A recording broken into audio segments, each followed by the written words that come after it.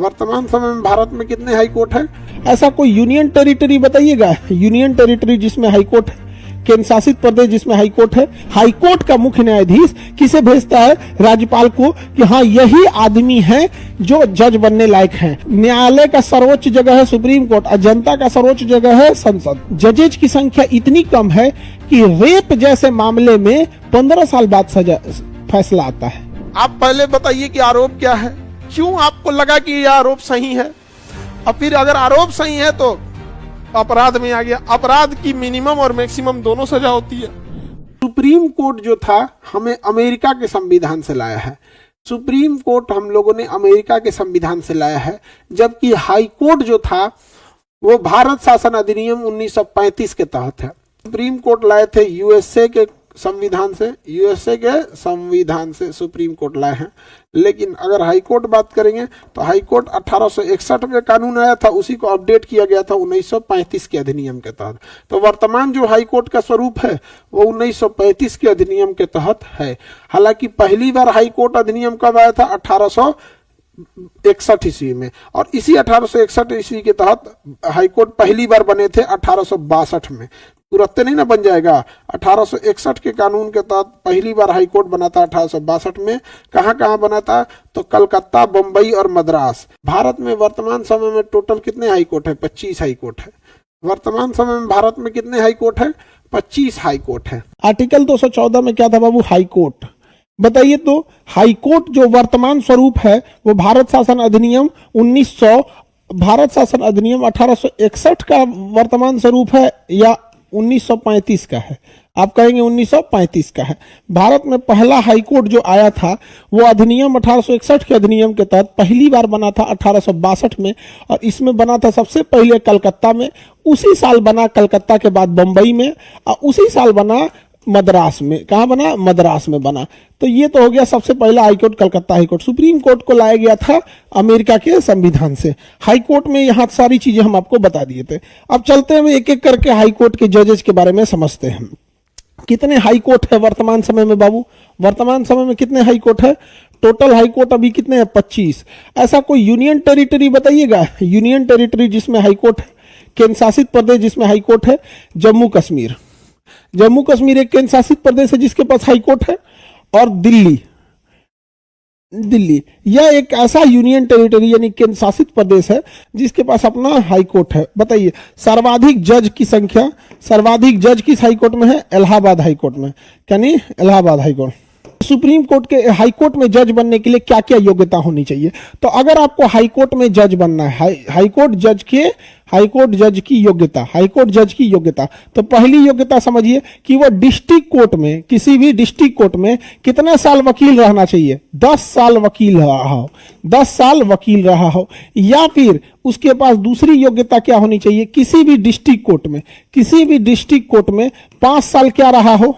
5 साल जज रहा हो, 5 साल जज रहा हो। समझा गया कि नहीं? इसके बाद कौन सी योग्यता है? राज्यपाल के नजर में, राज्यपाल के नजर में क्या होना चाहिए बाबू? कानून का जानकार होना चाहिए, कानून का जानकार। अभी बताइए राज्यपाल खुद उस राज्य का निवासी नहीं है। आप जरा सोच के बताओ बाबू, राज्यपाल खुद उस राज्य का निवासी नहीं है। अब जब राज्यपाल खुद उस राज्य का निवासी नहीं है तो राज्यपाल को पता कैसे चलेगा कि ये कानून का जानकार है? अब इसमें समझो कैसे कैसे जाता है। यहाँ पर देखिए जो हाई कोर्ट होती है, हाई कोर्ट के मुख्य न्यायाधीश, चीफ जस्टिस, यहाँ चीफ जस्टिस ऑफ इंडिया नहीं लिख सकते हैं, सीजेआई नहीं लिख सकते, यहाँ हम लिखेंगे हाई कोर्ट के चीफ जस्टिस। हाई कोर्ट के चीफ जस्टिस, इनके नाम की सिफारिश किसको करते हैं? राज्यपाल को। किसे करते हैं? राज्यपाल को। हाई कोर्ट के चीफ जस्टिस के पास पूरी जानकारी होती है कि कौन सा वकील जानकार है, कौन सा जज जानकार है। तो हाई कोर्ट के मुख्य न्यायाधीश के पास ही जानकारी होती है। हाई कोर्ट का मुख्य न्यायाधीश किसे भेजता है? राज्यपाल को, कि हाँ यही आदमी है जो जज बनने लायक हैं। अब इन दोनों का कलेक्टिव रिव्यू जाता है चीफ जस्टिस ऑफ इंडिया के पास। किसके पास जाता है? चीफ जस्टिस ऑफ इंडिया के पास। और चीफ जस्टिस ऑफ इंडिया किसे बोल देते हैं? राष्ट्रपति को बोल देते हैं। किसे बोलते हैं? राष्ट्रपति को। या भाई साहब बड़ी लफड़ा है वो जज बनने के लिए, बहुत लफड़ा है। देख रहे हैं, पहले तो ये योग्यता पूरा कीजिए कि 10 साल वकील रहिए या 5 साल जज रहिए। जब 10 साल 5 साल वकील रहेंगे तो आप मुख्य न्यायाधीश के नजर में रहेंगे, तो उस हाई कोर्ट का मुख्य न्यायाधीश इसकी लिखित सिफारिश किसको करेगा? राज्यपाल को। इनका ज्वाइंट रिपोर्ट किसके पास जाएगा? भारत के मुख्य न्यायाधीश के पास, chief justice of India, chief justice of India. और ये इसका रिपोर्ट किसे भेज देंगे? राष्ट्रपति को। तो बताइए कौन नियुक्त कर दिया? राष्ट्रपति नियुक्त किए। फाइनली नियुक्त कौन किया हाईकोर्ट के जज को? राष्ट्रपति। अब ये अपना त्यागपत्र किसको देंगे? राष्ट्रपति को। तो नियुक्ति और त्यागपत्र कौन लिया? राष्ट्रपति। लेकिन शपथ कौन देगा? शपथ दिलाएंगे राज्यपाल। अच्छा, अब वेतन की बात करें, इनका वेतन केंद्र सरकार देगी या राज्य सरकार देगी? बताओ बहु, सैलरी कौन देगी? सैलरी कौन देगा? सैलरी देंगे राज्य संचित निधि से। राज्य के संचित निधि, संचित निधि मतलब राज्य सरकार का जो भी पैसा होता है वो संचित निधि में जमा होता है। राज्य सरकार का जो भी पैसा होता है वो संचित निधि में जमा होता है। तो इनका वेतन, पेंशन, ये सब वेतन कौन देगा? राज्य की संचित निधि से दिया जाएगा। हाईकोर्ट के जज का वेतन राज्य की संचित निधि से दिया जाएगा। बताओ बाबू, कौन किसके पास है ये अधिकार? तो समझो ध्यान से, अगर बात करेगा हाई कोर्ट में, तो हाई कोर्ट में जजेज की संख्या वृद्धि करने का अधिकार राष्ट्रपति को है। किसे है बाबू? राष्ट्रपति को। हाई कोर्ट में कहेगा तो राष्ट्रपति, लेकिन कहेगा कि सुप्रीम कोर्ट में जजेज की संख्या में विस्तार, तो इसमें संसद करेगा। सुप्रीम कोर्ट में कौन करेगा? संसद। सुप्रीम कोर्ट में कौन करेगा? संसद। सुप्रीम कोर्ट चूंकि बड़ा होता है, तो सुप्रीम कोर्ट में देखिए, न्यायालय का सर्वोच्च जगह है सुप्रीम कोर्ट और जनता का सर्वोच्च जगह है संसद। तो न्यायालय में अगर सुप्रीम कोर्ट में बढ़ाना है तो संसद, हाई कोर्ट में बढ़ाना है तो राष्ट्रपति, हाई कोर्ट में बढ़ाना है तो राष्ट्रपति। तो ज्यादा झमेला सुप्रीम कोर्ट में बढ़ाना है, हाई कोर्ट में उतना झमेला नहीं है। अगर आप बिहार की बात करेंगे तो बिहार में बताओ विधानसभा की कितनी सीटें हैं? 243। तो उसी हिसाब से बिहार हाई कोर्ट में कितनी सीटें होनी चाहिए? 243। कितना होना चाहिए? 243।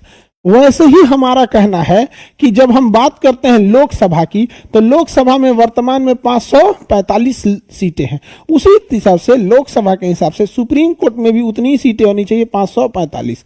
कितना? 545। बताओ मित्रों, आप बताओ मित्रों, ऐसा होना चाहिए कि नहीं होना चाहिए?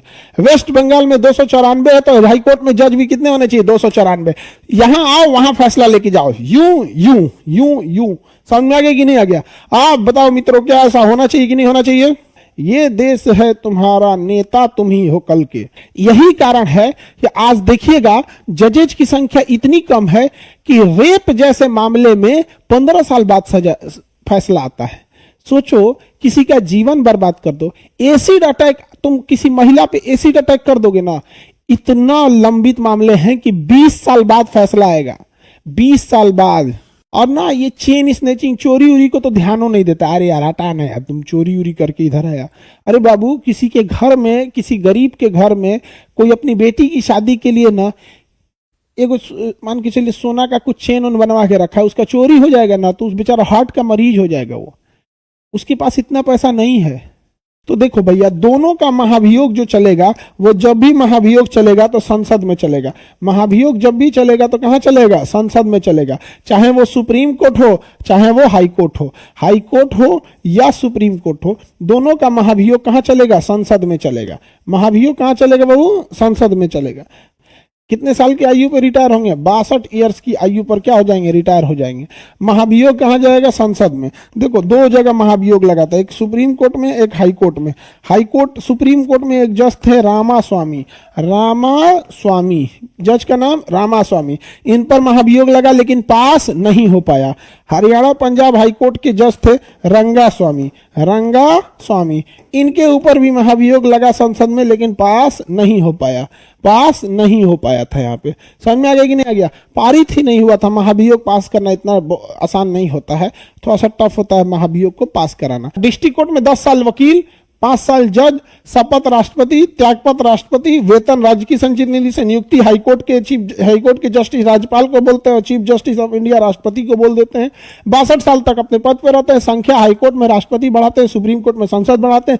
महाभियोग कहां आएगा? तो जब भी महाभियोग आएगा तो संसद में आएगा।